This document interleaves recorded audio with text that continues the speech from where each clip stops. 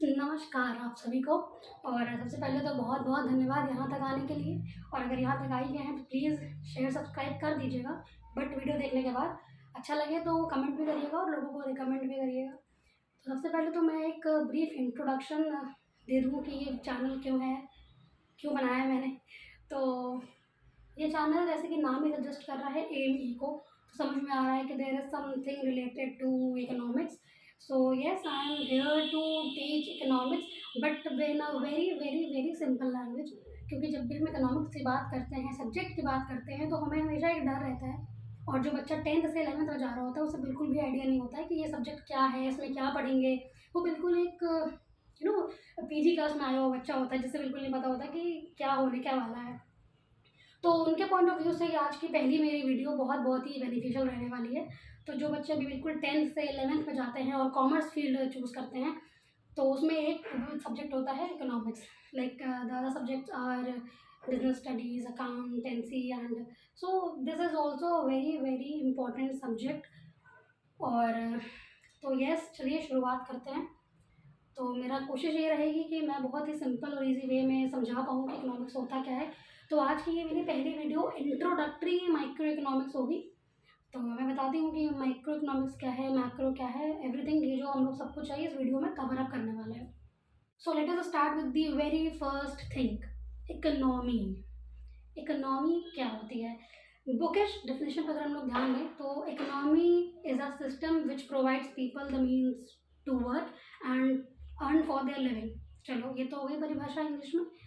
होता क्या है, इकोनॉमी क्या है? ये एक ऐसा सिस्टम है जहाँ पर लोगों को काम मिलता है, लोग काम करते हैं और पैसे कमाते हैं अपनी लिविंग के लिए। लोगों ने काम किया, पैसा मिला, लोगों ने सामान खरीदा, उनको पैसा दिया। ये सिस्टम जो है, प्रोसेस जो है इकोनॉमी में चलता रहता है। तो ये तो हो गया इकोनॉमी क्या होती है, ठीक है। अब इकोनॉमिक्स क्या होता है? इकोनॉमिक्स क्या होता है, क्यों होता है, हम पढ़ क्यों रहे हैं, इसका ये जो बुकिश लैंग्वेज है ये मैंने लिख रखी है यहाँ पर कि economics is the study of allocation of limited resources among the unlimited wants of human beings. अब इसका मतलब क्या है? देखिए, कंट्री में या वर्ल्ड में जो रिसोर्सेज हैं जो हम यूज़ करते हैं वो बहुत बहुत बहुत ही लिमिटेड हैं। आज हैं, कल को नहीं भी होंगे, फिर उनको बनने में टाइम लगेगा, बचपन में पढ़ा हुआ है सबने। तो क्या है, लिमिटेड रिसोर्सेज हैं तो और अनलिमिटेड पीपल की वांट्स हैं। अगर हमें आज भी कोई चीज़ मिल जाएगी, हम कल चाहेंगे कि हमें और चीज़ मिल जाए। अगर वो भी मिल जाएगी तो हम चाहेंगे हमें और चीज़ मिल जाए। So this is the never ending process of a person of their wants, कि जो कभी ख़त्म ही नहीं होती हैं। वांट्स जो है वो कभी ख़त्म ही नहीं होती हैं। तो इकोनॉमिक्स में जो लिमिटेड रिसोर्सेज हैं, जो रिसोर्सेज कम हैं और लोग बहुत ज़्यादा हैं, तो उन लोगों के बीच में किस किस तरह से हमें ये रिसोर्सेज को एलोकेट करना होता है। एलोकेट मतलब उन्हें किस तरीके से बांटना होता है कि उन लोगों को वो कभी चीज़ की कमी ना पड़े। लाइक अभी हम अगर इंडिया की बात करते हैं तो हमें हर चीज़ अवेलेबल हो जाती है, आज हमें अवेलेबल है भी, बट देयर आर रिसोर्सेज जो कि ख़त्म होते जा रहे हैं और आने वाले समय में ख़त्म हो भी जाएंगे। अभी वी आर वेरी लकी कि हमें वो चीज़ें मिल रही हैं, but at the time will come जब वो चीज़ें नहीं रहेंगी और उसके लिए फिर भी कुछ अलग चीज़ें आएंगी, वो बात की बात है। बट अभी हमारे लिए जो इस डेफिनेशन का सिंपल मीनिंग है और जो इकोनॉमिक्स वर्ड का सिंपल मीनिंग है वो यही है कि इकोनॉमिक्स क्या है कि जो लिमिटेड रिसोर्सेज यानी जो कम रिसोर्सेज हैं उन्हें किस तरीके से बहुत सारे लोगों में बांटना है, उसको हम लोग बोलते हैं इकोनॉमिक्स। सो इंडिया में अगर हम बात करें रिसोर्सेज कैसे एलोकेट होते हैं, तो अगर सबसे पहले तो हम पॉपुलेशन जान लेते हैं कितनी है। तो जो इंडिया की पॉपुलेशन होनी चाहिए थी वो होनी चाहिए थी, ये पॉपुलेशन होनी चाहिए थी और है कितनी? 1417162971। This is the population of India. Although ये किसी का नंबर, फ़ोन नंबर लग रहा है, बट ये इंडिया की पॉपुलेशन है। तो नाउ कैन यू इमेजिन कि जो पॉपुलेशन होनी चाहिए थी और जो पॉपुलेशन है, तो इसके बीच में हम लोग कैसे रिसोर्सेज का एलोकेशन करेंगे? तो इसकी पूरी स्टडी को हम लोग क्या बोलते हैं? इकोनॉमिक्स। तो अब आई विश, आई होप कि आप लोगों को समझ में आ गया हो कि इकोनॉमिक्स हम लोग क्यों पढ़ते हैं, इकोनॉमिक्स किसकी स्टडी है, इकोनॉमिक्स क्या है। तो अब एक से क्वेश्चन अराइज होता है जो हमारे सिलेबस में 11th क्लास में जब हम लोग इंट्रोडक्टरी में इकोनॉमिक्स पढ़ते हैं, तो एक क्वेश्चन अराइज होता है कि भाई इकोनॉमिक्स जो है वो आर्ट है कि साइंस है? अगर साइंस है तो फिर आर्ट्स में क्यों पढ़ते हैं, और अगर आर्ट है तो इतनी डिफ़िकल्ट क्यों है? ठीक है, तो उसका आंसर ये है कि economics is both science and arts. Science इसलिए है कि साइंस का क्या मतलब होता है कि जब चीज़ें हम लोग अकॉर्डिंग टू लॉ कोई चीज़ हम लोग प्रूव करते हैं तो उसको हम लोग साइंस बोलते हैं। आर्ट में क्या होता है, जब हम लोग कोई चीज़ें प्रैक्टिकली सॉल्व करते हैं उसको हम लोग आर्ट बोलते हैं।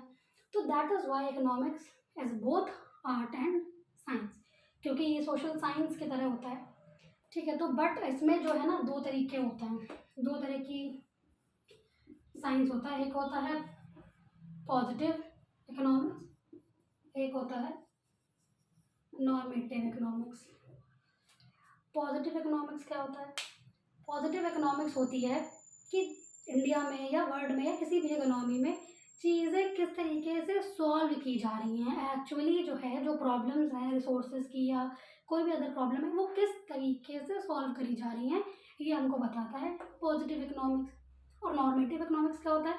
नॉर्मेटिव इकोनॉमिक्स होता है कि क्या होना चाहिए था, यहाँ पर क्या है, किस तरीके से सॉल्व हो जा रही है, like how the problem is actually solve. And इसमें क्या होता है, वॉट ऑट टू बी और वॉट शुड बी। ठीक है, इसमें क्या है कि किस तरीके से सॉल्व हो रही है, इसमें क्या है किस तरीके से सॉल्व होनी चाहिए थी। तो हम एक एग्जांपल लेते हैं, let us take example. Positive का एग्जांपल होगा कि इंडिया की पॉपुलेशन इज कंटिन्यूसली राइजिंग। ठीक है, ये तो हो गया पॉजिटिव, भाई पता है राइज हो रही है। नॉर्मेटिव में क्या है, what are the steps taken to reduce the population of India, ये इसका मतलब है। तो डिफरेंस समझ में आ गया कि पॉजिटिव में क्या है कि क्या हो रहा है, क्या होना चाहिए, ये दोनों में डिफरेंस है। So this is what normative और पॉजिटिव में इतना ही डिफरेंस है। सो इसमें इतना ही है। और इसके अलावा अगर आपको डिफरेंस लिखना हो तो एक बहुत लंबा चौड़ा डिफरेंस दिया हुआ है, वो तो हम लोगों को सिर्फ एक एग्जाम में कॉपी भरने के लिए दिया रहता है, बट मतलब केवल इतना ही है कि क्या हो रहा है, क्या होना चाहिए। इसके अलावा there is nothing in what is economics, science और आर्ट, नथिंग। एक चीज़ और है, assumptions। assumptions assumptions हम क्या समझते हैं? assumption मतलब होता है जब हम कोई चीज़ अज्यूम कर लेते हैं कि हमने ये मान लिया, उसके बाद हमने कोई थ्योरी मान ली। सो यस, इकोनॉमिक्स का एक बहुत बड़ा एक डेफिनेशन ये भी है कि economics is all about assumptions। कोई इकोनॉमिस्ट आए, उन्होंने कुछ assumptions लिए और उन्होंने अपनी थ्योरी बना दी, एक थ्योरी बन गई। दूसरे इकोनॉमिस्ट आए, उन्होंने सर्टेन assumptions लिए, उन्होंने अपनी थ्योरी दे दी। ठीक है, तो economics is all about assumptions। अब साइंस में क्या होता है कि अगर न्यूटन ने ये देखा कि पेड़ सेब ऊपर से नीचे गिर रहा है तो उन्होंने थ्योरी बना दी, लॉ बना दिया, अब सेब ऊपर से नीचे ही गिरेगा। बट इकोनॉमिक्स में क्या है कि मान लो सेब ऊपर जा रहा है, मान लो कि सेब ऊपर जा रहा है, उसके बाद हमने अपना एक लॉ बना दिया। ये बिल्कुल ही इम्प्रैक्टिकल चीज़ है, बट हमने तो मान लिया है कि सेब ऊपर जा रहा है, उसके बाद हमने एक थ्योरी दे दी।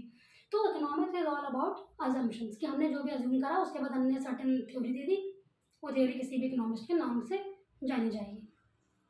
सो अभी क्या है कि economics can be further divided into two categories. First is micro and second is macro. The father of microeconomics is Adam Smith. Adam Smith is known as the father of microeconomics। और जैसा कि नाम ही suggest कर रहा है, micro मतलब होता है बहुत ही छोटा, बट ऐसा कोई भी कॉन्सेप्ट बहुत छोटा नहीं है इसका।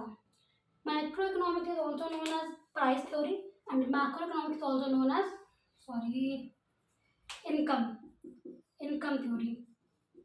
Income theory. माइक्रो इकोनॉमिक्स का मतलब होता है, the very basic difference in दोनों में जो है वो है, माइक्रो का मतलब है जब हम किसी एक पर्टिकुलर इंडिविजुअल के बारे में बात करते हैं। पूरी इकोनॉमी में अगर हम सिर्फ अपनी बात कर रहे हैं तो that will be the study of micro economics, कि हम कितना कमा रहे हैं, हम किसी भी चीज़ पे कितना खर्च कर रहे हैं, उसकी स्टडी को हम लोग क्या बोलेंगे, माइक्रो इकोनॉमिक्स। बट पूरी इंडियन इकोनॉमी की बात करते हैं, पूरी इंडियन इकोनॉमी में लोग कितना कमा रहे हैं, लोग कितना खर्चा कर रहे हैं, that will be known as the macroeconomics. तो इन दोनों में जो बेसिक डिफरेंस है वो यही है कि micro economics studies the nature of a individual person and macro economic studies the nature of the economy as a whole. Micro के दो कंपोनेंट्स होते हैं बहुत ही इंपॉर्टेंट, डिमांड एंड सप्लाई।